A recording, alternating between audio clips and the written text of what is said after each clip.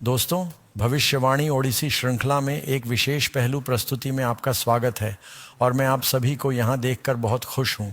हमने इस कार्यक्रम को 2 दिनों में ही तैयार कर लिया। हमें नहीं पता था कि कोई आएगा या नहीं और इसलिए आप सभी का दिल धन्य है कि आप इस विशेष कार्यक्रम के लिए जल्दी आ गए। और मैं उन मित्रों का स्वागत करना चाहता हूं जो इसे देख रहे हैं।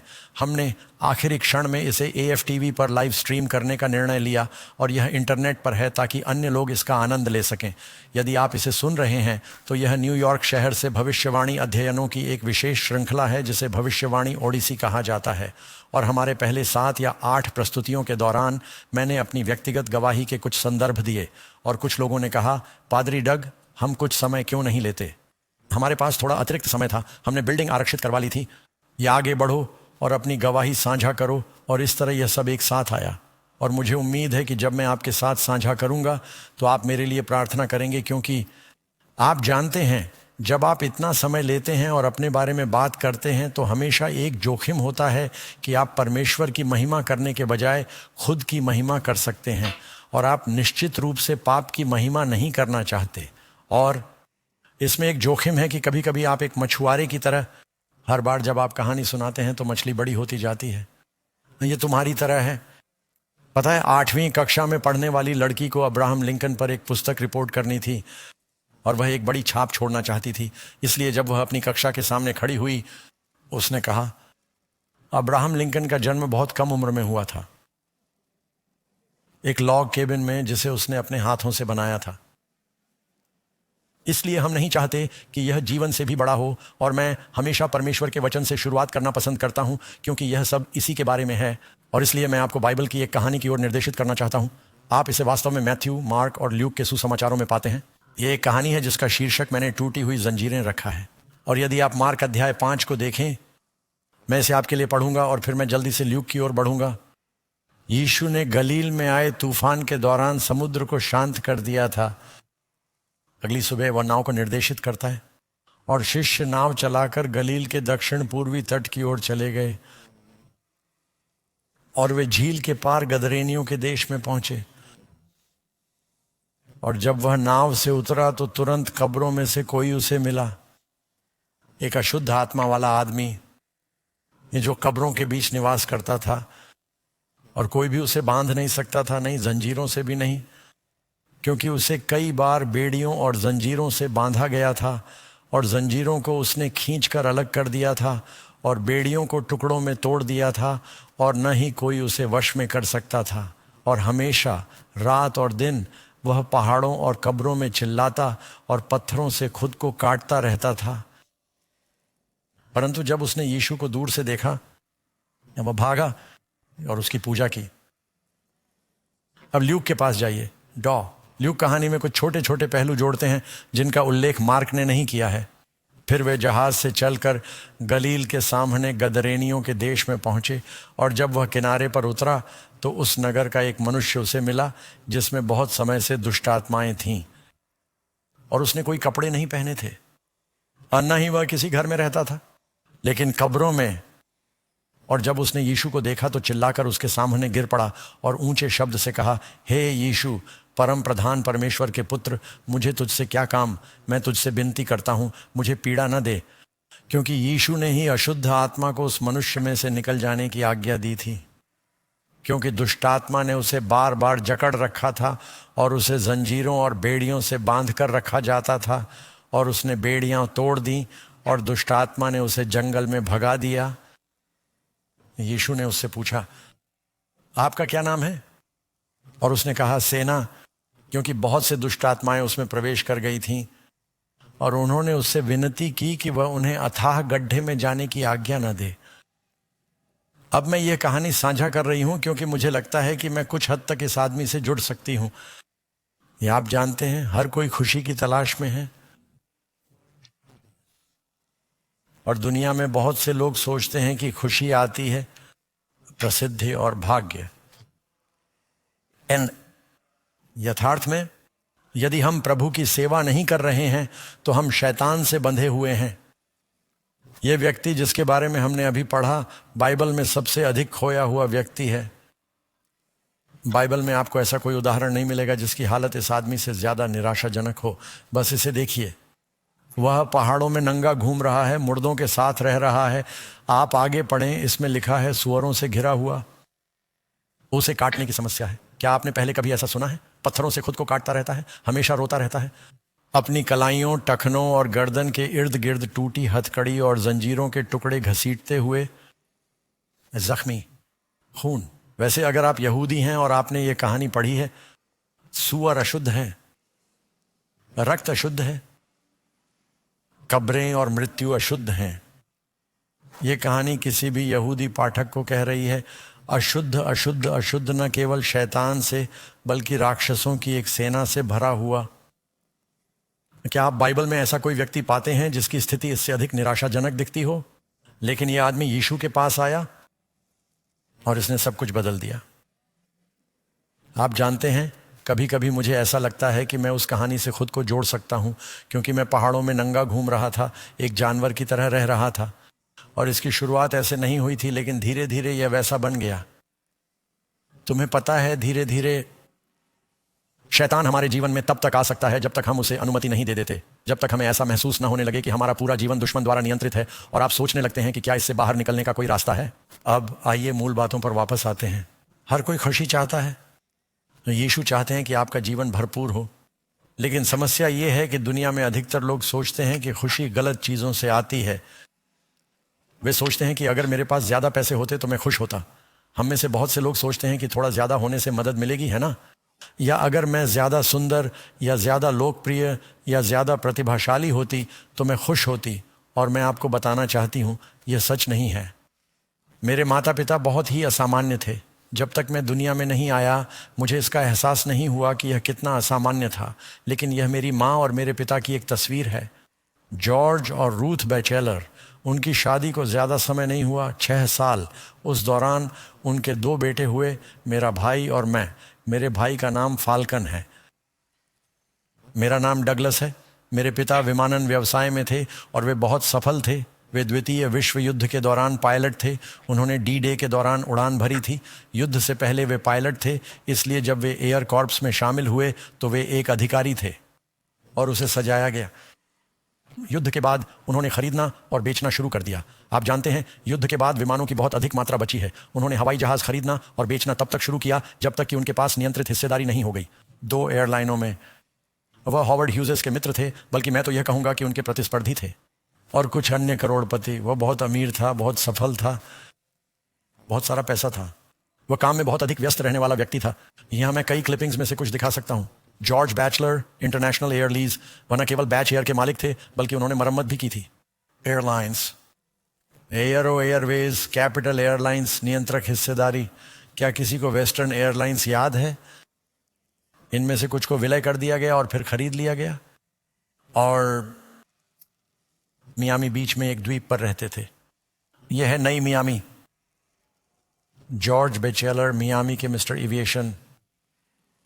उसके पास करोड़पतियों के सारे खिलौने थे। ये उसकी नौका है। ये महज एक नौका की तस्वीर नहीं है, ये उनकी नौका है। वैसे इसे बैचलर पार्टी कहा जाता था। ये अंदर का दृश्य है। मैं कई बार इस पर गया हूं। एक दिन प्लग टूट गया, वे बंदरगाह में चले गए और नौका डूब चुकी थी। क्या आप इसकी कल्पना कर सकते हैं? करोड़ों डॉलर का निवेश नीचे गया। लेकिन मेरे पिता, वे एक तरह से रोमांच के दीवाने थे। उन्हें डर नहीं लगता था। आप जानते ही होंगे, वे पायलट थे और वह पानी में स्की करता था। जब मैं बड़ा हुआ तो हमारे पिछवाड़े में 3 नावें थीं। मेरे पिताजी के पास एक बड़ी मछली पकड़ने वाली नाव थी। हमारे पास एक स्की बोट थी। मेरे पास एक सेल बोट थी। वह मियामी बीच के पिछवाड़े में थी। वह एक खास द्वीप पर रहता था। मेरे पिता कारों की रेस करते थे। यह मेरे पिता की तस्वीर है, उनकी एक रेस कार, और उन्हें रोमांच बहुत पसंद था।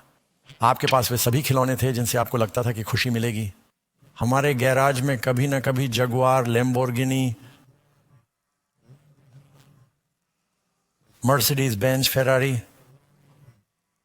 Rolls Royce. निश्चय ही हम खुश हुए होंगे? नहीं। ये मेरे पिताजी हैं और उनकी पत्नी नंबर 3 हैं, 5 में से। वह बहुत अच्छी महिला थी। वह मिस केंट की थी। एवर जब उसने उसे तलाक दे दिया, आपने संभवतः डोनाल्ड ट्रंप नाम के किसी व्यक्ति के बारे में सुना होगा। जब डोनाल्ड ट्रंप की पत्नी इवाना ने उनसे तलाक लिया,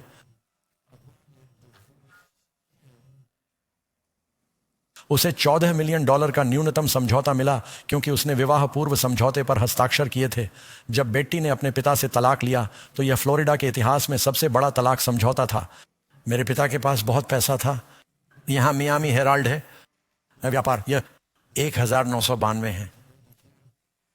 आप इसे पढ़ नहीं सकते, इसलिए मैं इसे आपको पढ़कर सुनाता हूं। मैं इसे यहां से देख सकता हूं। 71 की उम्र में विमानन के अग्रणी जॉर्ज बैचेलर नीचे उतरने के लिए तैयार नहीं है। वह मियामी के सबसे सफल व्यवसायों में से एक चलाते हैं, जेट उड़ाते हैं, कार रेस करते हैं, वाटर स्की करते हैं और जल्द ही 29 साल की उम्र में दुल्हन लेने वाले हैं। वह 70 वर्ष के थे। मेरी नई सास मेरी पत्नी से छोटी थी, लेकिन यह उससे अच्छा है। अब मैंने फिर से इस पर ध्यान दिया। महिलाएं जाने वाली हैं। अब यह कैसे हुआ? मेरे पिता की सास मुझसे छोटा था। उसका एक साला था जो 11 साल का था। जटिल परिवार। दोस्तों, हम एक रियलिटी शो कर सकते थे इस समय बैचलर परिवार में।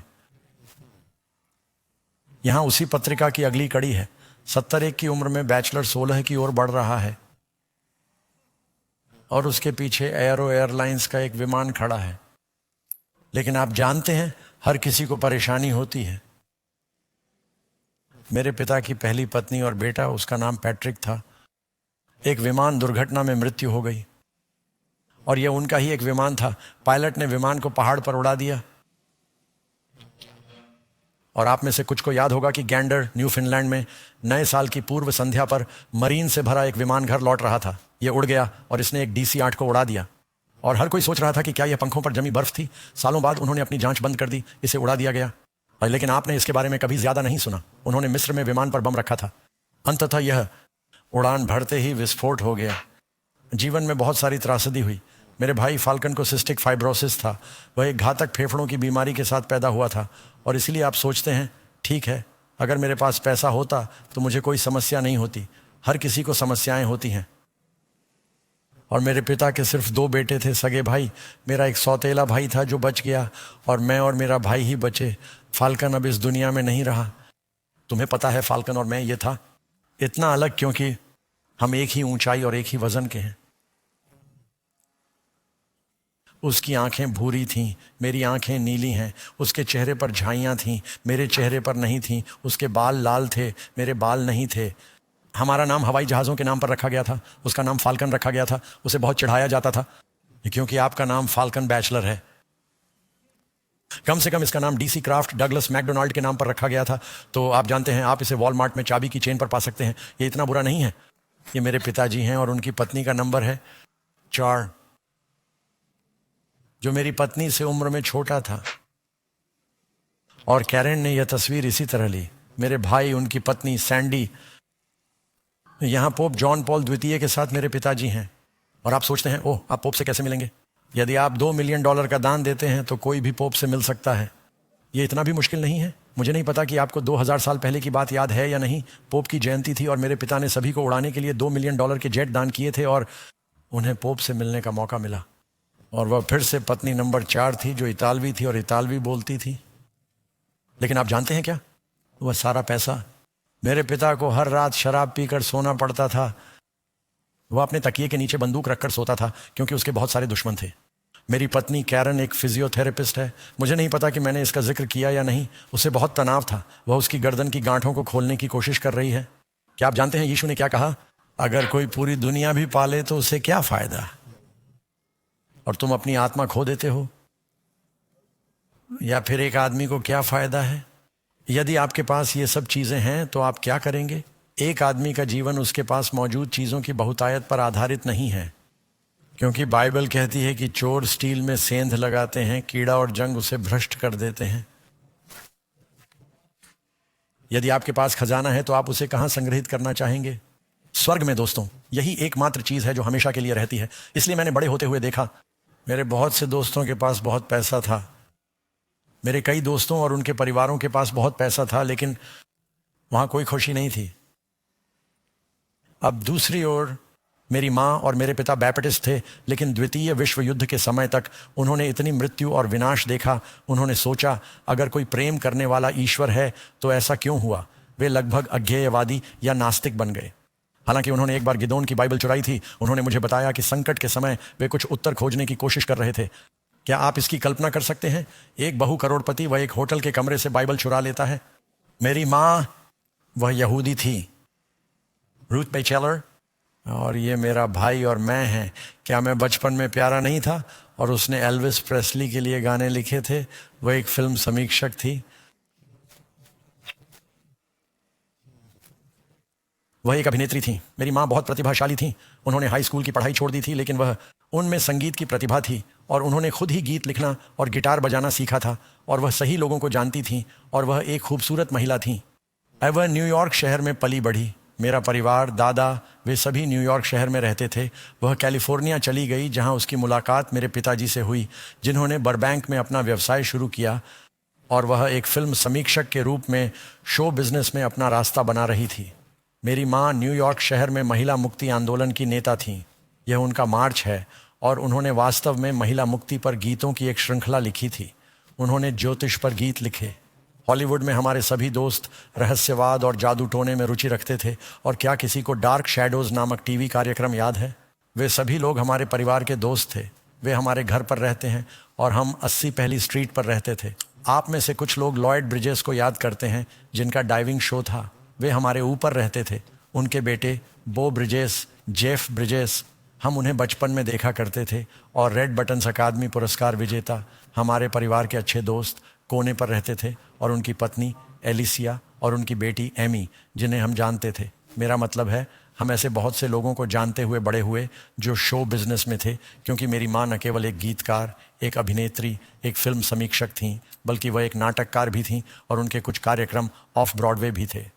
उन्होंने एलए फिल्म क्रिटिक्स की स्थापना की, जो एक बहुत ही शक्तिशाली पद है, क्योंकि जब कोई फिल्म समीक्षक, निर्माता किसी फिल्म में लाखों रुपए लगाता है, वे पहली समीक्षाएं लाखों डॉलर का अंतर पैदा कर सकती हैं। और यदि आलोचक कहते हैं मैं अपना पैसा बर्बाद नहीं करूंगा, वे लाखों डॉलर खो देते हैं। इसलिए वे हमेशा उसे उपहार और पुरस्कार और मुफ्त क्रूज और रेस्तरां टिकट और एलए फिल्म क्रिटिक्स के अध्यक्ष के रूप में एक बहुत शक्तिशाली पद भेजते रहते थे।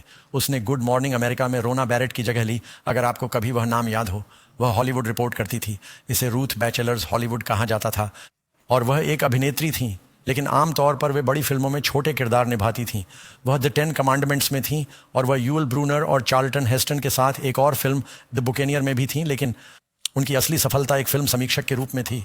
अब कुछ लोगों को लगता है कि आप ये कहानियां सुनाते हैं, आप बस बातें बना रहे हैं, इसलिए मैं आपको अपनी माँ की कुछ तस्वीरें दिखाने जा रहा हूं, जिनमें से कुछ लोगों को वह जानती थी। क्या कोई पॉल मैकार्टनी को जानता है? Sir Paul McCartney, Sylvester Stallone. मेरे पास बहुत सी अन्य तस्वीरें हैं, लेकिन वे मर चुकी हैं और शायद आपको पता ना हो, इसलिए मैं ये युवा कार्यक्रम करता हूं और बच्चों को पता ही नहीं है कि फ्रैंक सिनात्रा कौन है। तो मैं उन लोगों को दिखाता हूं जो अभी भी जीवित हैं।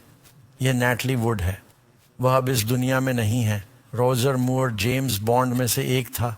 यह इन सभी लोगों की माँ है। Sally Field, Clint Eastwood, Dustin Hoffman, Paul Newman, Muhammad Ali. Hollywood में लोग मेरी माँ को जानते थे और हम इनमें से बहुत से लोगों को जानते थे। कभी कभी मैं और कैरन टेलीविजन पर कुछ देख रहे होते हैं और मैं कहता हूं मैं उन्हें जानता हूं और मैं बताना शुरू कर देता हूं। वह कहती है तुम मेरे लिए इसे बर्बाद कर रहे हो, इस बारे में बात मत करो। लेकिन तुम्हें पता है क्या, हमारे कुछ दोस्त अमीर थे और प्रसिद्ध और स्वस्थ और सुंदर, और उन्होंने खुद को मार डाला। मेरा एक मित्र था जो प्रसिद्ध बाल कलाकार था। उन्होंने खुद को वेस्ट हैम्पटन के गैराज में बंद कर लिया, कार चालू कर दी और खुद को मार डाला। ऐसा था, प्रतिभा थी, सुंदरता थी, खाली। ये जीवन में कोई उद्देश्य नहीं देखा। इसलिए मैंने देखा कि पैसा या खुशी प्रसिद्धि से नहीं आती। इनमें से बहुत से लोग वे खुश नहीं थे। बहुत सारी दवाइयाँ हॉलीवुड में, अगर आपको ये नहीं पता है। आप सोच रहे होंगे कि ऐसा क्यों है। उनमें से बहुत से लोग शादी कर रहे हैं और तलाक ले रहे हैं, वे दुखी हैं। जब माँ मर गई, हालांकि हर कोई उसे जानता था, वहां केवल मैं और करेन, मेरे दादा दादी ही थे। किसी व्यक्ति का जीवन उसके पास मौजूद चीज़ों की बहुतायत से नहीं आता है। अगर आपको मशहूर होना है तो भगवान के सामने मशहूर बनिए, ये महत्वपूर्ण नहीं है कि लोग आपके बारे में क्या सोचते हैं, महत्वपूर्ण यह है कि ईश्वर आपके बारे में क्या सोचता है, इससे फर्क पड़ता है। खैर, जैसा कि मैंने बताया, मैं न्यूयॉर्क शहर में पला बड़ा हूँ। यहाँ एक पुराना शॉट है जहाँ वर्ल्ड ट्रेड सेंटर अभी भी मौजूद है, और मेरा जन्म बर्बैंक कैलिफोर्निया में हुआ था। मुझे उम्मीद है कि आप मुझे माफ़ कर देंगे, हालांकि मैं न्यूयॉर्क शहर में पला बड़ा हूँ। जब मैं 3 साल का था तब माँ और पिताजी का तलाक हो गया, और माँ की 4 बार शादी हुई थी, पिताजी की 5 बार शादी हुई थी। बहुत कुछ था, परिवार में षड्यंत्र का मामला। माँ का एक विवाहित व्यक्ति के साथ 20 वर्षों तक प्रेम संबंध रहा था, और जब मैं उसकी पत्नी को देखता था तो मुझे ऐसा व्यवहार करना पड़ता था जैसे मैं उसे जानता ही नहीं हूँ। मैं आपको बताता हूँ मित्रों, आपको इसका कोई अंदाज़ा नहीं है, लेकिन मेरे भाई और मैंने बहुत कुछ सीखा, क्योंकि जब हम न्यूयॉर्क शहर में बच्चे थे, माँ कहती थी जाओ सड़कों पर खेलो, और मैं और मेरा भाई 7, 8, 9 साल के, हम सब मेट्रो में सफ़र करते थे। उस समय सभी बच्चे हम बस में सफ़र करते थे। कभी कभी हम पैसे देते थे, हम बस में चढ़ जाते थे, कभी कभी हम पीछे बैठ जाते थे। क्या आप में से किसी को यह याद है? पीछे की ओर कूदो और खिड़की के किनारे को पकड़ो। मुझे उम्मीद है कि तुम नीचे नहीं गिरे। आप में से कितने लोग जानते हैं कि मैं किस बारे में बात कर रहा हूँ? और सड़कों पर गिरोह थे, और हम 42nd और ब्रॉडवे में खेलने जाते थे, और उस समय ये काफ़ी घटिया था। क्या आप में से किसी को पेनी आर्केड्स याद है? तुम वहाँ जाओ और स्की बॉल खेलो। और इसलिए मेरी माँ ने हमें सड़कों पर भेज दिया, और हमने बहुत कुछ सीखा, बहुत ही युवा। लेकिन मेरे माता पिता के पास पैसा था, पर माँ के पास नहीं, बल्कि पिताजी के पास। लेकिन क्योंकि वे चले गए, और कुछ समय के लिए पिताजी के पास हिरासत थी, फिर माँ के पास हिरासत थी, फिर उन्होंने हमें अपने दादा दादी के पास रहने के लिए भेज दिया, फिर उन्होंने हमें बोर्डिंग स्कूल में भेज दिया। 9वीं कक्षा तक मैं 14 अलग अलग स्कूलों में गया। पहला सैन्य स्कूल ब्लैक फॉक्स मिलिट्री अकादमी, मैं 5 साल का था। और क्योंकि मेरे माता पिता बहुत प्रेरित थे, वे हमें ग्रीष्मकालीन शिविर में भेजते थे, तथा हमें वहाँ से निकालने के लिए वे जो कुछ भी कर सकते थे करते थे, और इसलिए हमें भेज दिया गया। और यहाँ मेरा भाई और मैं समर कैंप में हैं, और मैं न्यूयॉर्क मिलिट्री अकादमी में हूँ। आप में से कुछ लोगों ने इसके बारे में सुना होगा। वैसे डोनाल्ड ट्रंप यहीं गए थे। ये कोई राजनीतिक बयान नहीं था। कैरन ने कहा ऐसा मत कहो, बस एक तथ्य है। और ये मेरा एक दोस्त है जिसका नाम बॉबी बॉयर है। मैं 50 साल बाद उससे फिर से मिला। उसने मेरे टीवी कार्यक्रम देखे, और आप जानते हैं, उन्होंने हमारे अमेजिंग फैक्ट्स कार्यालय को फ़ोन किया। उन्होंने कहा क्या डॉग वहाँ है? उसे बताओ बॉबी बुला रहा है। और मैं न केवल सैन्य स्कूलों में गया, बल्कि गर्मियों में मुझे परेशानी भी उठानी पड़ी। अब मैं आपको बताता हूँ कि यह कैसे हुआ। एक दिन मेरी माँ और पिताजी दोनों ही धूम्रपान और शराब पीते थे, और माँ भी दूसरी चीज़ों का सेवन करती थी। हॉलीवुड में बहुत से लोग ड्रग्स का सेवन करते हैं। और एक दिन उसने कहा, उसने अपना जोड़ घुमाया और उसने कहा, डग, मुझे पता है कि तुम सड़क पर इससे टकराओगे। बेशक मैं पहले ही टकरा चुकी थी। उसने कहा, मैं तो यही मानती हूँ कि तुमने यह काम घर पर ही किया होगा। तो उसने मेरे साथ गांजा पीना शुरू कर दिया, और यह एक नियमित बात बन गई। आप जानते हैं, ऐसा सप्ताह में 2 या 3 बार होता है। रात में वह चाहती थी कि मैं स्कूल जाने से पहले यह काम कर लूँ। हम गांजा पीते और आइसक्रीम खाते। ये हमारे बंधन का समय था। खैर, इस समय मेरे भाई को फेफड़ों की बीमारी के कारण मेरे पिता के साथ रहने के लिए भेज दिया गया था। न्यूयॉर्क का मौसम सिस्टिक फाइब्रोसिस के लिए अच्छा नहीं था। और फिर फाल्कन मिलने आया, और उसने माँ और मुझे गांजा पीते हुए देखा, और उसने कहा यह उचित नहीं है, मैं गांजा नहीं पी सकता। और उसने कहा, मैं तुम्हारे लिए कुछ हशीश कुकीज़ बनाने जा रही हूँ। इसलिए मेरी माँ मेरे भाई के लिए मारिजुआना हशीश कुकीज़ बनाती थी। और एक दिन हम कुछ किताबें स्कूल ले गए और शिक्षकों को दे दी, और कहा तुम्हें यह पसंद आएगा। मेरी माँ के पास एक ख़ास नुस्खा है, वे वाकई बहुत अच्छे हैं, जिससे शिक्षकों को थोड़ा आराम मिल सके। तो मैं वास्तव में एक उपद्रवी था। मैं बहुत परेशानी में पड़ गया। और आप जानते हैं, मैं आत्महत्या के बारे में सोचा करता था। इन सभी स्कूलों में जाने के कारण, भले ही मैं यहूदी स्कूलों में गया था जब मैं यहाँ था, माँ ने मेरे पिता को नाराज़ करने के लिए मुझे यहूदी स्कूलों में भेजा, और फिर मैं पिताजी के साथ रहने चला गया। उन्होंने मुझे कैथोलिक स्कूलों में भेज दिया, और वह कैथोलिक नहीं थे। लेकिन मैं वास्तव में भगवान के बारे में कभी नहीं जानता था। मैंने सोचा था आप मर जाते हैं, आप खाद में बदल जाते हैं।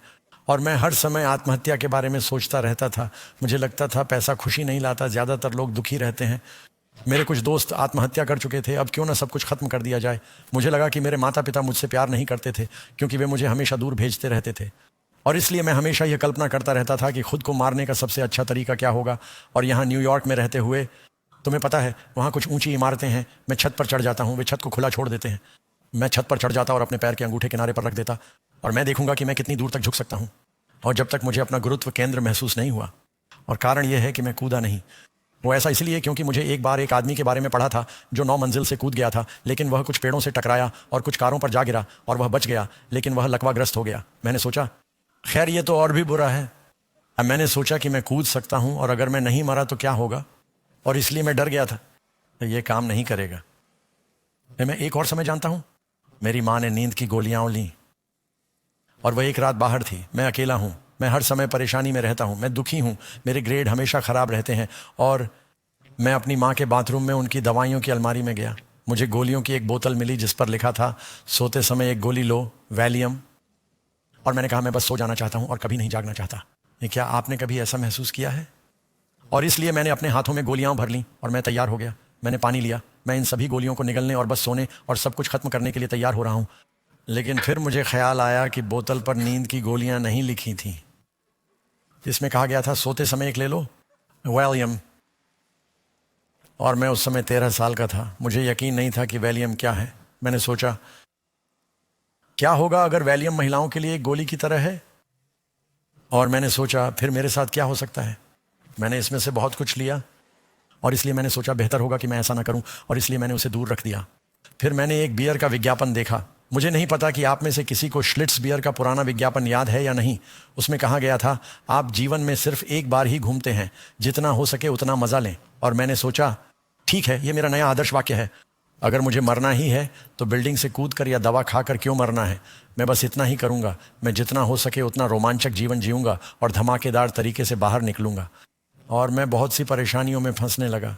ये सिर्फ माँ के साथ गांजा या हैश पीना या शराब पीना नहीं था। मैं घर पर भी शराब पी सकता था जब मैं अपने पिता के साथ रहता था, द्वीप पर उनकी हवेली में। वैसे ये एक तस्वीर है, सनसेट आइलैंड नंबर 1। मैंने इसे अभी अभी गूगल अर्थ से लिया है। पिताजी का घर पानी के ऊपर था।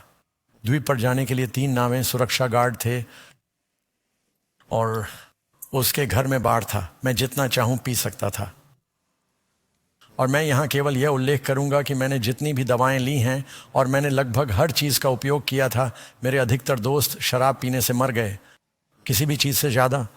मैं ऐसा इसलिए कह रहा हूँ क्योंकि मैं कुछ ईसाइयों से मिला हूँ जो सोचते हैं कि थोड़ी शराब पीना ठीक है। शराब पीने वाले 7 में से एक व्यक्ति शराबी बन जाता है। क्या आप ऐसा कुत्ता रखेंगे जो आपके घर आने वाले 7 लोगों में से एक को काटता है? ईसाइयों को शराब नहीं पीनी चाहिए, यदि और कुछ नहीं तो इसलिए कि यह अन्य लोगों के लिए एक बुरी गवाही है। इसीलिए मैं शराब पीता था। और बात यह थी कि हमारे घर पर एक बटलर और एक नौकरानी थी, और इसलिए मैं दिन में शराब पीता था जबकि पिताजी मेरे दोस्तों के साथ काम पर होते थे। बटलर बाहर यार्ड में काम कर रहा होता था और बटलर आकर कहता था, ओह लगता है कि मिस्टर बैचलर का स्टॉक खत्म हो गया है। वह इसे फिर से भर देता था। मेरे पिता को कभी पता ही नहीं चला कि यह गायब है। इसलिए हमने खूब शराब पी। और जब मैं माँ के साथ होता था तो मुझे पता होता था कि वह अपना पॉट कहाँ रखती है। वह उसे मसाले की रैक में रखती थी, और इसलिए मैं न केवल उसके साथ धूम्रपान करता था बल्कि मैं कुछ अतिरिक्त भी ले लेता था। और इसलिए मैंने ड्रग्स लेना शुरू कर दिया। मैंने घरों में घुसकर चोरी करना शुरू कर दिया।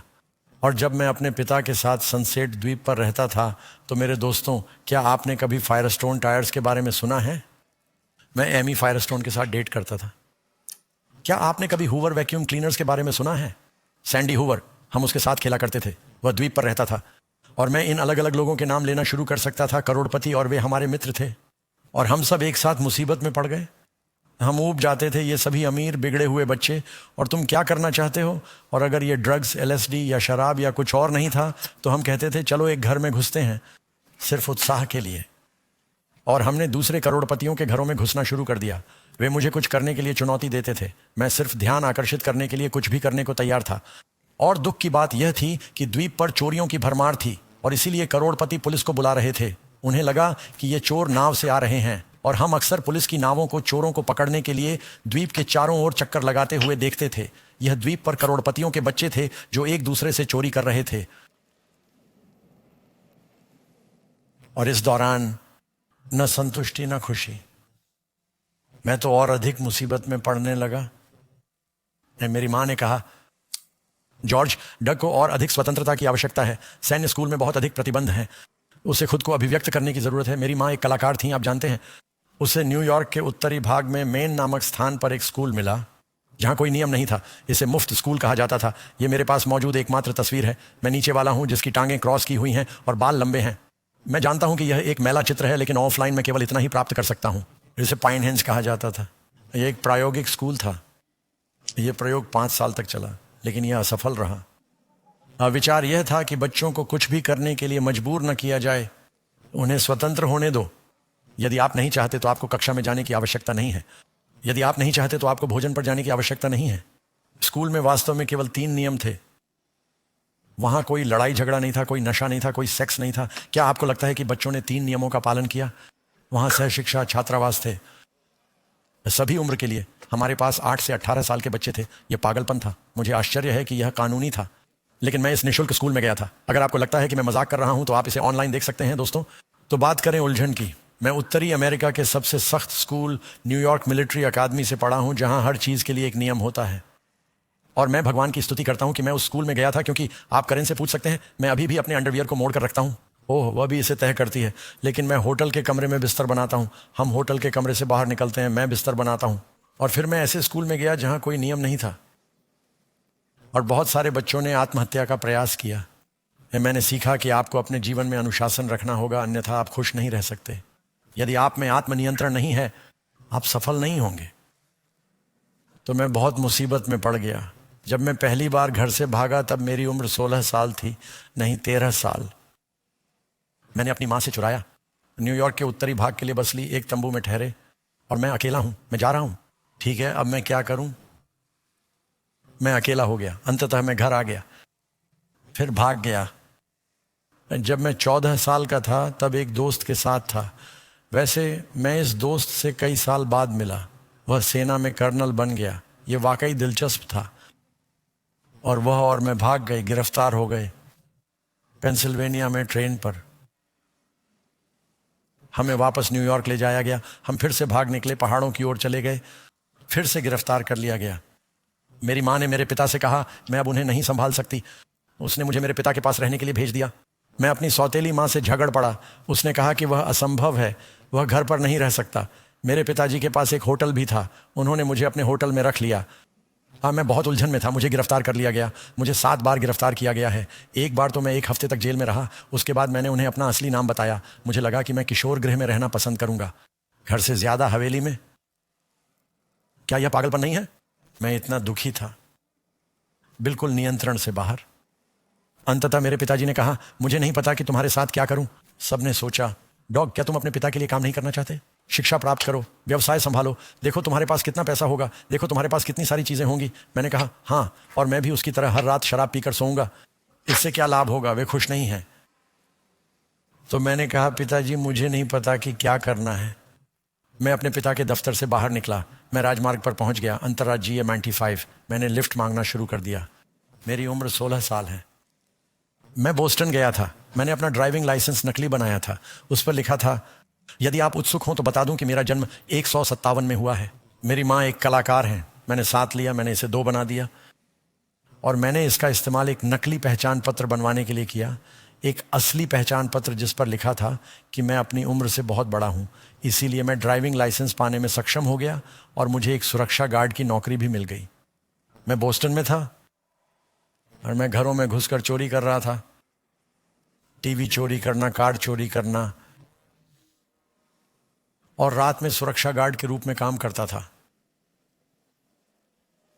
बिजनेस इंटेलिजेंस नामक एक कंपनी के लिए काम किया। अब मैंने कभी उस जगह से चोरी नहीं की जहां मैं सुरक्षा करता था, क्योंकि आप जानते हैं वे मुझे पैसे देते थे। और मैं दिन में चोरी करता था, क्योंकि यदि आप दिन में टेलीविजन लेकर घर से बाहर निकलते हैं तो वे सोचते हैं कि आप घूम रहे हैं। इस दौरान मेरे पिताजी ने उड़ान भरी। खैर, मैं खुद से आगे निकल रहा हूं तो कुछ हुआ। मेरा एक दोस्त था जिसका नाम जेरी था। वह एक सुरक्षा गार्ड था। उसे मेरे रोजमर्रा के काम चोरी के बारे में पता चल गया। मैंने कहा, तुम मुझे सौंप दोगे? हाँ। उन्होंने कहा कि वह बहुत आध्यात्मिक थे, न पूर्वी धर्मों में आस्था रखते हैं। उनका कहना है, नहीं दोस्त, मुझे तुम्हें सौंपने की जरूरत नहीं है, तुम्हारा कर्म तुम्हें पकड़ लेगा। मैंने कहा, कर्म से क्या मतलब है? उन्होंने कहा, जो कुछ भी आप करते हैं वह वापस आता है। मैंने कहा, कोई भगवान नहीं है। मैंने कहा, मैंने वह टीवी चुराया और उससे छुटकारा पा लिया। कुछ नहीं हुआ, कुछ नहीं होगा। उन्होंने कहा, आप देखेंगे। और उस बातचीत के कुछ दिनों बाद मैं बोस्टन में अपने अपार्टमेंट में जागा। मेरा दरवाज़ा खुला था और मैंने देखा कि मेरा टीवी गायब था और मेरा रेडियो। और मैं गुस्से में था। तुम्हें पता है मैंने क्या किया? मैंने पुलिस को बुलाया और मैंने पूछा, ये शहर क्या करने जा रहा है? मैंने कहा तुम लोग वहाँ जाओ और उन्हें ढूंढो। और मैंने देखना शुरू किया और मैंने जो कुछ भी किया वो उल्टा ही होता दिखा।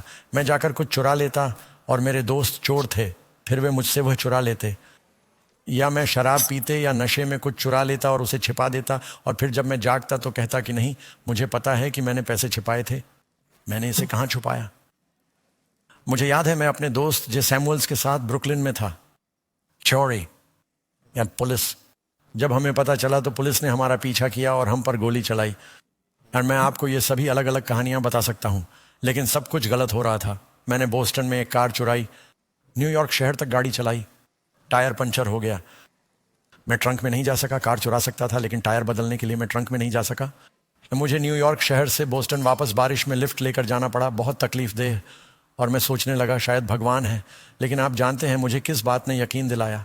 ये एक छोटी सी बात थी। मैंने चोरी करना एकदम से बंद नहीं कर दिया, मैंने इसे कम करने की कोशिश की, क्योंकि मैंने कहा यह कर्म की बात है, इसमें कुछ तो बात होगी। मैं एक स्टीरियो चुरा लेता और हाँफता हुआ अपने घर वापस आ जाता और इसे प्लग करें, ये टूटा हुआ है, एक टूटा हुआ स्टीरियो।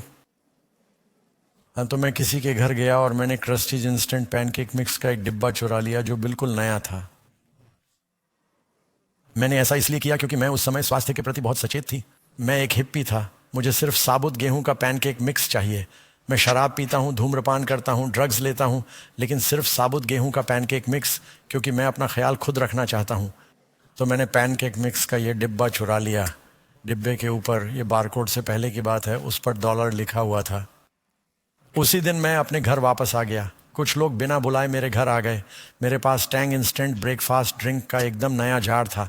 उन्होंने जार लिया, उसे खोला और उसका पूरा घूंट पी गए। और वहाँ खाली जार के पास एक ढक्कन था और उस पर लिखा था $1। मैंने पैनकेक मिश्रण को देखा और कहा, अपराध से कोई लाभ नहीं होता, ईश्वर अवश्य होगा। लेकिन मुझे ईसाई धर्म में कोई दिलचस्पी नहीं थी। मैं ईसाइयों को देखने में बहुत अधिक समय व्यतीत करता हूँ और मैंने कहा वे सभी पाखंडी हैं। मैं काफ़ी धार्मिक सेवाओं में गया था और कैथोलिक स्कूल गया था, और मुझे याद है कि पादरी वहाँ खड़े होकर प्रार्थना कर रहा था जबकि वह धूम्रपान और शराब पी रहा था। मैं जा रहा हूँ, इसमें क्या है? और मैंने समाचार चालू किया और कहा, आयरलैंड में कैथोलिक और प्रोटेस्टेंट एक दूसरे को मार रहे हैं। मैंने कहा, वे दोनों ईसाई होने का दावा करते हैं। मुझे लगा कि यीशु ने कहा था, अपने दुश्मनों से प्यार करो। वे एक दूसरे को उड़ा रहे हैं, वे सभी पाखंडी हैं। मैंने वह गलती की जो कई लोग करते हैं। जब मैं जानना चाहता था कि ईसाई क्या है, मैंने ईसाइयों की ओर देखा। यदि आप ईसाई बनना चाहते हैं तो ईसाइयों की ओर मत देखिए। एक ईसाई ईसाइयों का अनुयायी नहीं है, एक ईसाई मसीह का अनुयायी है। लोग आपको निराश करेंगे, यीशु आपको निराश नहीं करेंगे। अपनी नजरें मसीह पर रखें। अगर आप लोगों को देखेंगे तो शैतान आपके लिए किसी ऐसे व्यक्ति को ढूंढ निकालेगा जिसकी ओर आप देखेंगे और जो आपको निराश करेगा। यीशु आपको निराश नहीं करेगा। तो मैंने कहा, वे सभी पाखंडी हैं। तो आप जानते हैं, यह बीटल्स युग के दौरान था और इसलिए मैंने पूर्वी धर्मों में जाना शुरू कर दिया और मैं इसमें शामिल हो गया। ध्यान और बौद्ध धर्म, और मैं इसमें शामिल हो गया। ये भावातीत ध्यान और योग, यहीं पर आप अपने सिर के बल खड़े होकर ईश्वर को खोजते हैं। और मैंने पाया कि ऐसा करने पर मेरे बाल झड़ गए। फिर आप जानते हैं, मैं हिंदू धर्म में थोड़ा बहुत दिलचस्पी रखता था और मुझे यहूदी धर्म के बारे में कुछ पता था, और मैं कबला और कुछ रहस्यवादी विज्ञानों में थोड़ा बहुत दिलचस्पी रखता था। और मैंने इन सभी अलग अलग धर्मों का एक मिश्रण बना लिया। मैं सत्य की तलाश में था। मैं दक्षिणी कैलिफोर्निया भी गया। मैं देश भर में यात्रा करता रहा। मैंने फ्लोरिडा से कैलिफोर्निया और वापस यात्रा की। मैं हर जगह गया। मैं कैलिफोर्निया के सांता मोनिका में हरे कृष्ण मंदिर गया था, क्योंकि उन्होंने वादा किया था कि अगर आप उनकी सेवा में जाएंगे तो आपको मुफ्त भोजन मिलेगा। तुम्हें पता है, मैं ईसाई मिशन में गया था। हम उस समय सड़कों पर रहते थे। मैं अपने पिता से मदद मांगने में बहुत गर्व महसूस करता था। और ईसाई मिशन ने कहा, यदि आप अंदर आते हैं तो वे दरवाजे बंद कर देंगे और ये सभी शराबी और लावारिस लोग अंदर आएंगे और नशेड़ी। और उन्होंने कहा, हम तुम्हें मुफ्त भोजन देंगे, लेकिन तुम्हें उपदेश सुनना होगा, फिर हम तुम्हें भोजन देंगे। काफ़ी उचित। और तो हम वहाँ बैठते थे और मुझे बुरा लगता था, क्योंकि मेरे सभी दोस्त, हम सभी बहुत अप्रिय थे और ये ईसाई बहुत अच्छे थे। वे गवाही साझा करते थे और वे थोड़ा उपदेश देते थे और वे सेब पाई के साथ बहुत बढ़िया भोजन लाते थे। और मेरा मतलब है, ये बहुत बढ़िया था। हम कहते थे, ओह, हम आपको अगले सप्ताह देखेंगे। हरे कृष्ण ने कहा, यदि आप हमारी सेवा में आएंगे तो हम आपको मुफ्त भोजन देंगे। मैंने कहा, ठीक है। तो मैं अपने दोस्त जय के साथ चला गया। एरिस में शामिल सेवा। उछल कूद कर रहा था, अनादर करने की कोशिश नहीं कर रहा था। मैं बस आपको बता रहा हूं कि क्या हुआ। ऊपर नीचे कूदना, एंड कहते रहे हरे कृष्ण कृष्ण कृष्ण हरे हरे, हरे राम राम राम हरे हरे। मैं ये कभी नहीं भूला,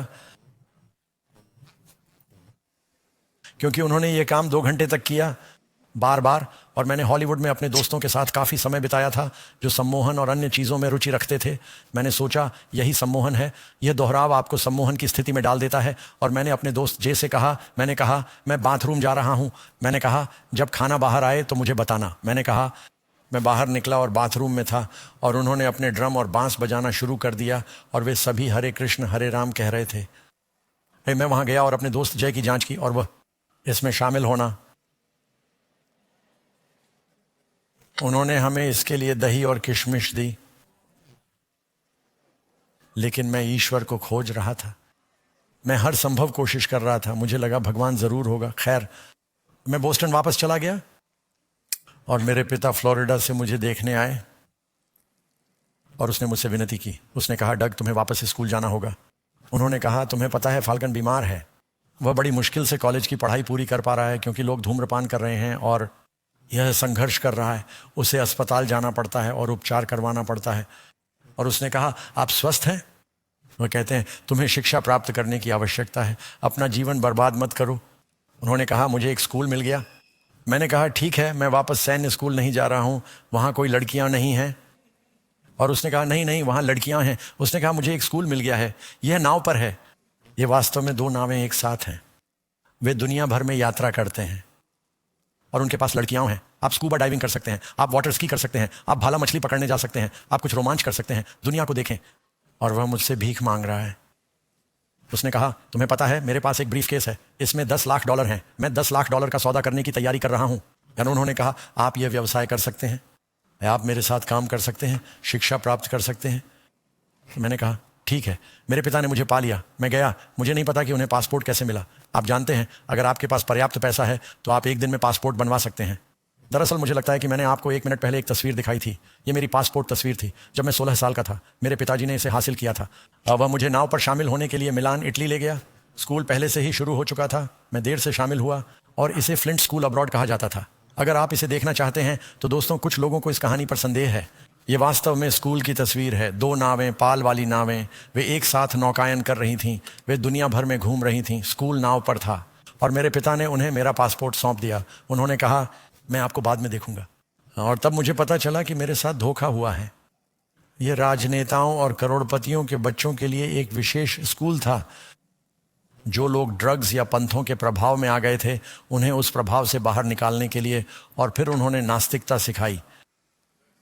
उन्होंने डार्विन पर फिल्में दिखाई। उन्होंने कहा कोई ईश्वर नहीं है, तुम्हें अपना जीवन खुद बनाना होगा, यही तुम्हारा एकमात्र जीवन है, तुम्हें सफल होना है। और अब मैं ध्यान कर रहा हूँ, अब मैं शक्ति DNA के आध्यात्मिक विज्ञान में हूँ। मैं इसमें था और मैं अपने कमरे में ध्यान कर रहा हूँ। मुझे एक दिलचस्प अनुभव पता चला। हमने भूमध्य सागर के चारों ओर नौकायन किया और आप जानते हैं मेरे कुछ अनुभव थे और आपको किताब पढ़नी होगी। यह सब बताने के लिए समय नहीं है, लेकिन मैंने एक बार देखा कि हम उत्तरी अफ्रीका, ट्यूनिस अफ्रीका से पोर्ट ऑफ मोहन, स्पेन जा रहे थे। और भूमध्य सागर नक्शे पर छोटा दिखता है, लेकिन जब आप बीच में जाते हैं तो ये एक बड़ा महासागर है। आपको कई दिनों तक ज़मीन नहीं दिखती।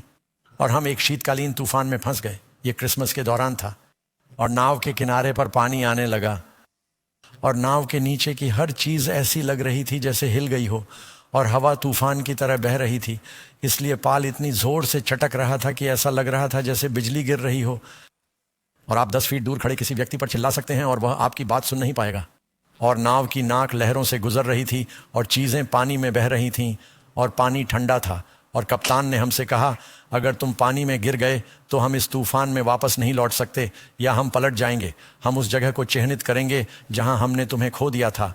इससे आपकी घबराहट दूर हो जाएगी। और हर कोई समुद्री बीमारी से पीड़ित था और कप्तान को समुद्री बीमारी हो गई थी और मुख्य पाल फट गया। आपको क्या लगता है कि नास्तिक क्या करते हैं जब उन्हें लगता है कि वे मरने वाले हैं? कोई भी हरे कृष्ण नहीं कह रहा था। लोग प्रार्थना कर रहे थे, वे भगवान से बात कर रहे थे, वे अपने पापों को स्वीकार कर रहे थे। वे जानते थे कि उन्होंने क्या गलत किया है, क्योंकि वे भगवान से वादा कर रहे हैं कि अगर भगवान उन्हें एक और मौका देंगे तो वे ऐसा कभी नहीं करेंगे। और मैं प्रार्थना कर रहा था और वादे कर रहा था। अब क्या यह परमेश्वर की सेवा करने का सही कारण है?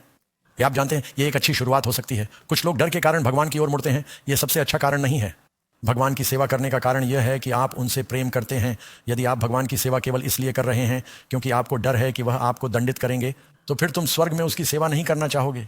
आप उसकी सेवा करना चाहते हैं क्योंकि अब आप उससे प्यार करते हैं, आप उससे वाकई प्यार करते हैं।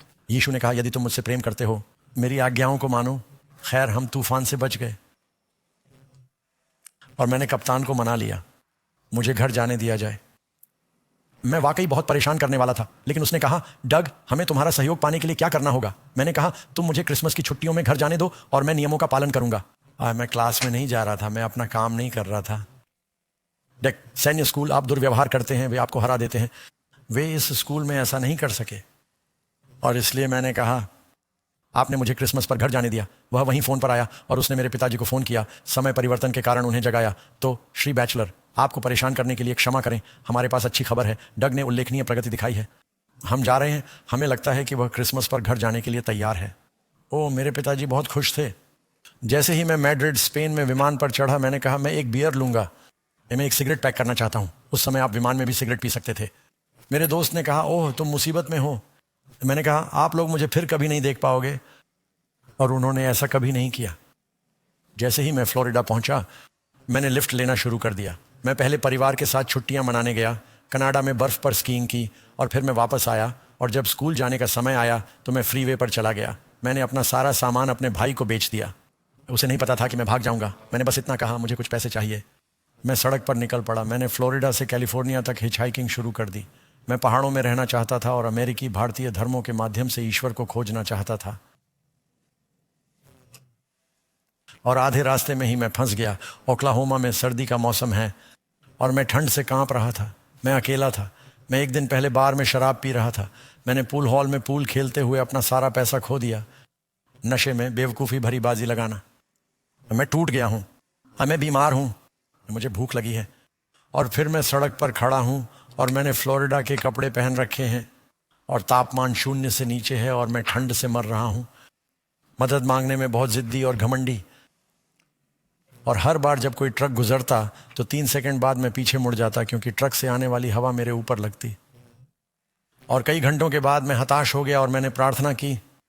मैंने कहा, भगवान, मैं जानता हूं कि भगवान है। अब मुझे यकीन हो गया कि कर्म के कारण भगवान है। तुम्हें पता है, यीशु कर्म सिखाते हैं। वो कहते हैं, दूसरों के साथ वैसा ही व्यवहार करो जैसा तुम चाहते हो कि वे तुम्हारे साथ करें। मैं तुम्हें बता सकता हूं कि जो बोओगे वही काटोगे। दयालु से भी अधिक आशीर्वाद देने वाला, उन्हें दया मिलेगी। मैंने कहा, मैं विश्वास करता हूं कि ईश्वर है।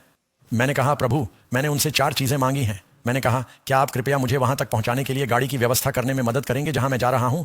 मैंने कहा, मैं ठंड से कांप रहा हूं। मैंने कहा, भगवान, क्या आप मुझे माफ़ करेंगे? मैं एक बुरा इंसान रहा हूं, मुझे पता है। मेरा मतलब है, मैं वाकई बहुत बुरा इंसान था।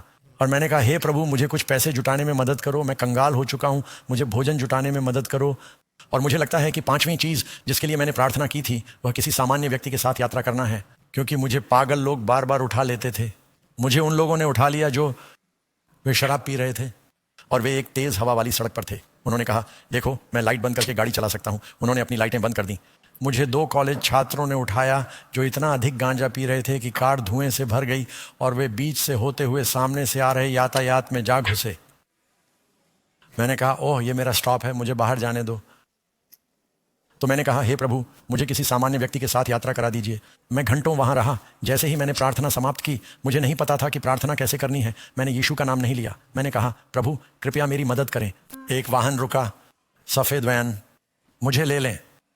ये आदमी मुझे ओक्लाहोमा से कैलिफोर्निया के पाम स्प्रिंग्स स्थित मेरे गंतव्य तक ले गया।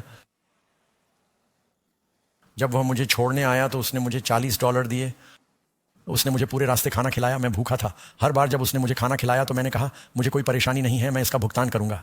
और जिस चीज़ के लिए मैंने प्रार्थना नहीं की वह है, उन्होंने ओक्लाहोमा से कैलिफोर्निया तक मुझे उपदेश दिया। वह पुनर्जन्म लेने वाले ईसाई थे और रास्ते में हर किसी को उपदेश दे रहे थे और मुझे या तो उनकी बात सुननी थी या फिर कार से बाहर कूद जाना था।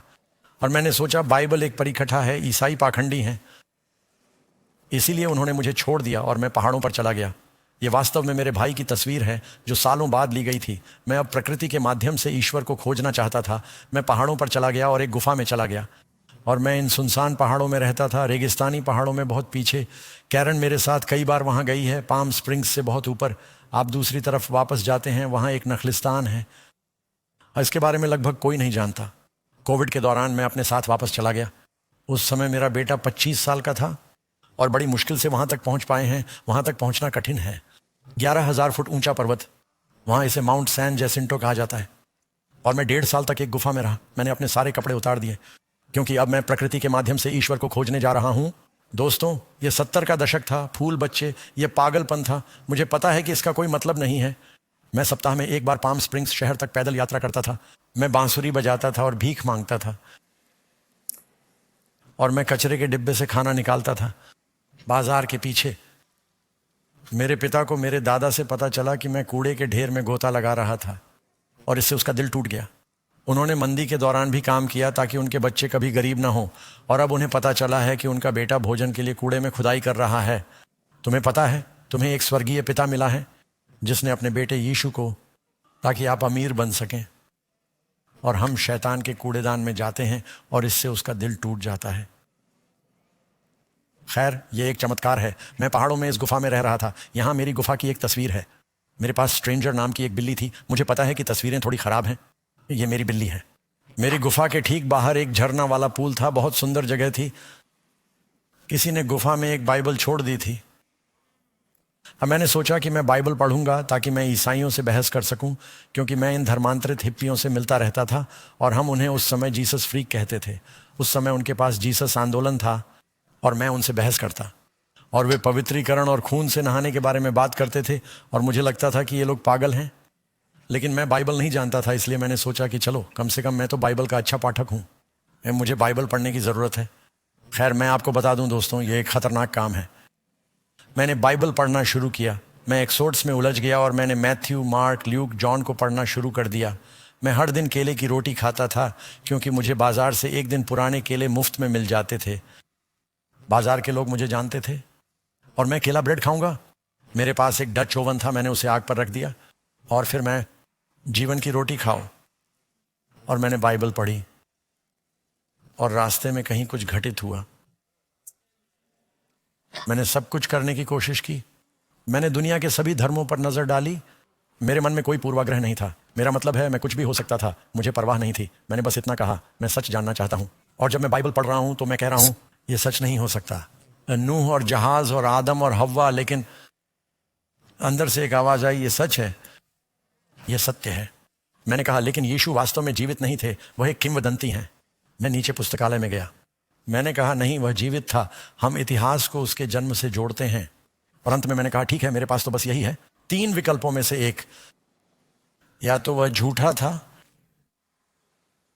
या वह पागल था, या वह भगवान है। और मुझे पता था कि वह झूठा नहीं था, क्योंकि उसने जो कुछ भी कहा, आप जानते हैं, जब मैं बाइबल पढ़ रहा था, पहली बार मैं बाइबल पढ़ रहा था, उसमें लिखा था, दूसरा गाल आगे कर दो। मैंने कहा, ओह, मैंने यह अभिव्यक्ति इस्तेमाल की है। मुझे नहीं पता था कि यीशु ने ऐसा कहा था। दूसरा मील चलते हुए दीवार पर लिखी बातें, अपनी जान की परवाह किए बिना, ये सारी बातें मैं अपनी पूरी जिंदगी सुनता आया हूं। मैंने कहा, यह बाइबल बहुत अच्छी किताब है, यहां बहुत ज्ञान है। यीशु ऐसा कर सकते थे। झूठ बोलकर खुद को बचाना चाहता था, लेकिन वह नहीं बचा। मैंने कहा, मैं जानता हूं कि वह पागल नहीं था। यीशु को सुनने आए लोगों ने कहा, किसी भी व्यक्ति ने इस तरह बात नहीं की। हम ये भी नहीं जानते कि वह कैसे दिखते थे। उन्होंने जो कहा, उसने दुनिया को बदल दिया है। उन्होंने कहा, मेरी शिक्षाएं पूरी दुनिया में जा रही हैं और अभी दुनिया का ज्यादातर हिस्सा ईसाई धर्म का दावा करता है। मैंने कहा, मैंने बाकी सब कुछ आजमा लिया है। तो ऊपर पहाड़ों में इस निर्जन गुफा में मैं घुटनों के बल बैठ गया और बोला, हे प्रभु, मैं बहुत परेशान हूं। मैं उस राक्षस की तरह हूं। मैं पहाड़ों पर नंगा घूम रहा हूं, कचरे के डिब्बे से खाना खा रहा हूं, एक अशुद्ध जीवन जीना। और मैंने कहा, क्या आप मुझे माफ कर देंगे? क्या आप मुझे जीने का कोई उद्देश्य देंगे? और आप जानते हैं, मैंने वह प्रार्थना की। मुझे लगा कि मेरे दिल में शांति आ गई है। और मैं एक दिन में नहीं बदल गया, बल्कि परमेश्वर ने मुझे बदलना शुरू कर दिया और चमत्कार होने लगे। मैं तुम्हें बताता हूं, मुझे तुम्हें एक त्वरित कहानी,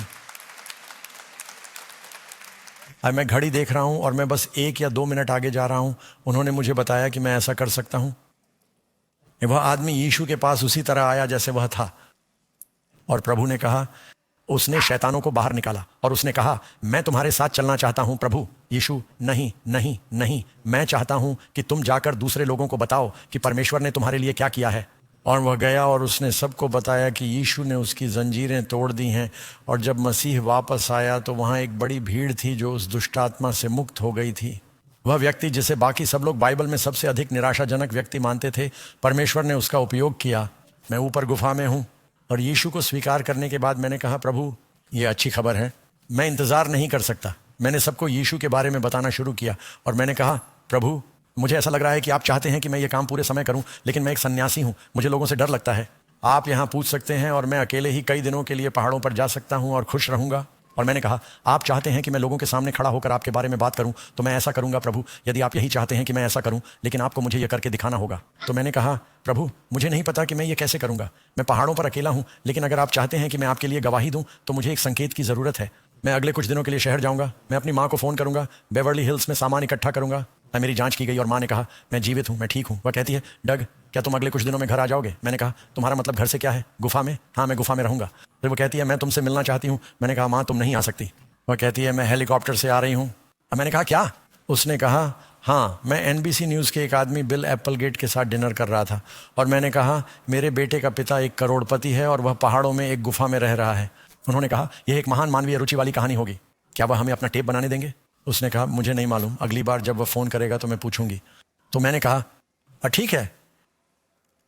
तो मेरी माँ लॉस एंजल्स से उड़ान भरती है, वे एक हेलीकॉप्टर किराए पर लेते हैं, वे मेरी गुफा तक उड़ते हैं मुझसे साक्षात्कार करने और मुझसे पूछने के लिए कि मैं ऐसा क्यों कर रहा हूँ। और अब मेरे पास अपनी गवाही संक्षेप में साझा करने का अवसर है। ये मेरी गुफा में उनकी एक तस्वीर है। उनके पास एक फिल्म क्रू था जिसने ये तस्वीर ली थी।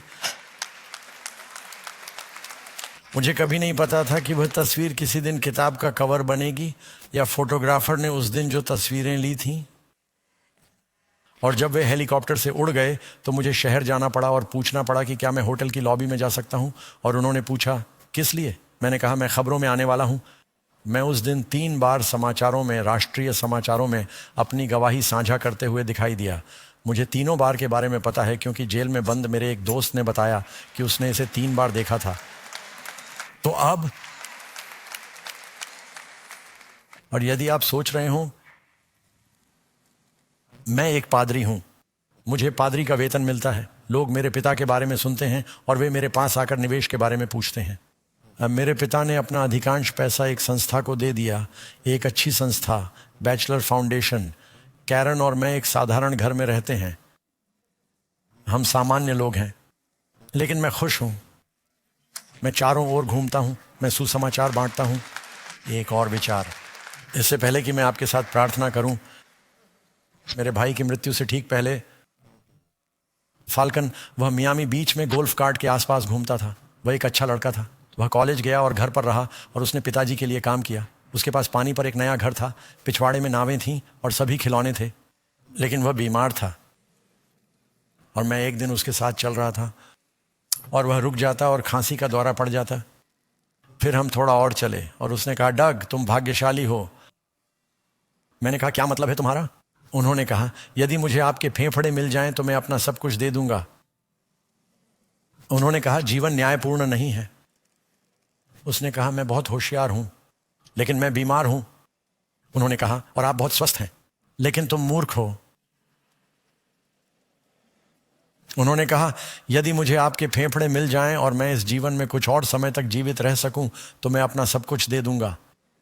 और मैं उन लोगों के बारे में सोचता हूं जो यीशु और अनंत जीवन के लिए कुछ भी त्याग नहीं करेंगे। और मैं अपने भाई के पास उसका हाथ थामे खड़ी थी। मरने से पहले मैंने कहा, फाल्कन क्या मैं आपके साथ प्रार्थना कर सकता हूं? वह मुझे मेरे धर्म के कारण चिढ़ाता था, लेकिन जब वह मर रहा था तो वह मेरे धर्म का मजाक नहीं उड़ा रहा था। उसने कहा, हाँ, और उसने मेरा हाथ दबाया और मैंने उससे यीशु को अपने हृदय में स्वीकार करने के लिए कहा। अगर आप पूरी दुनिया पालें और अपने आत्मिक मित्रों को खो दें तो क्या फ़ायदा है? ये पैसा नहीं है, ये प्रसिद्धि नहीं है, ये अच्छा दिखना नहीं है। यीशु के पास आप में से हर एक के लिए एक बड़ी योजना है, लेकिन आपको उसके पास वैसे ही आना होगा जैसे आप हैं। और अब आप ऐसा कर सकते हैं। मैं आपके लिए प्रार्थना करना चाहता हूँ। और इससे पहले कि हम आज अपनी सेवा का यह भाग समाप्त करें, आप जान लें कि यीशु वापस आ रहे हैं और वह चाहते हैं कि आप तैयार रहें। हो सकता है कि आप में से कुछ लोग अभी यहाँ हों और आपने यीशु को अपने जीवन में पहला स्थान नहीं दिया हो। आप में से कुछ लोग देख रहे हैं आप जानते हैं आप दुनिया की चीज़ों से विचलित हैं। ये जीवन छोटा है दोस्तों, ये तेज़ी से बीत जाता है। और मैं पूछना चाहता हूं कि क्या आप कहना चाहेंगे उसकी उपस्थिति में खड़े होकर ऐसा इसलिए करें क्योंकि आप ऐसा करना चाहते हैं। यदि आपने पहले यीशु को स्वीकार नहीं किया है या यदि आपने अपना जीवन पूरी तरह से उसके प्रति समर्पित नहीं किया है और आप अब ऐसा करना चाहते हैं, तो क्या आप परमेश्वर की उपस्थिति में खड़े होकर यह कहने के लिए तैयार हैं कि मैं उसकी आवाज़ सुनता हूं, मैं अब ऐसा करना चाहता हूं, मैं आपको खड़ा हुआ देख रहा हूं। हाँ, खड़े हो जाइए, डरो मत। यीशु आपके लिए सार्वजनिक रूप से मरा, आप सार्वजनिक रूप से उसके पास आ सकते हैं।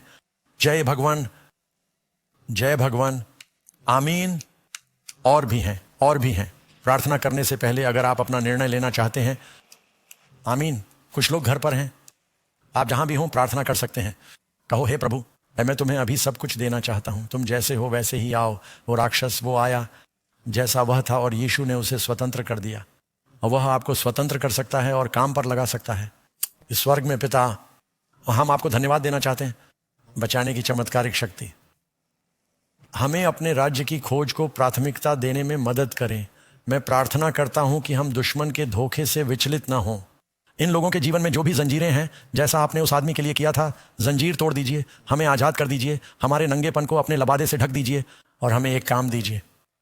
यहाँ के लोगों को आशीर्वाद दें और इन बैठकों को, बाकी को आशीर्वाद दें और अपनी आत्मा उंडेल दो। हम मसीह के नाम में प्रार्थना करते हैं, आमीन। वैसे जो लोग खड़े हुए हैं, हम आशा करते हैं कि आप यहाँ कहीं पादरी से मिलेंगे और उनके साथ प्रार्थना करेंगे, उनसे पूछेंगे कि अगला कदम क्या होगा। लेकिन मुझे लगता है कि अब हमारे पास एक संगीत कार्यक्रम है जो होने वाला है। आप आमीन कहते हैं? कुछ गायकों के लिए यह सामने आएगा।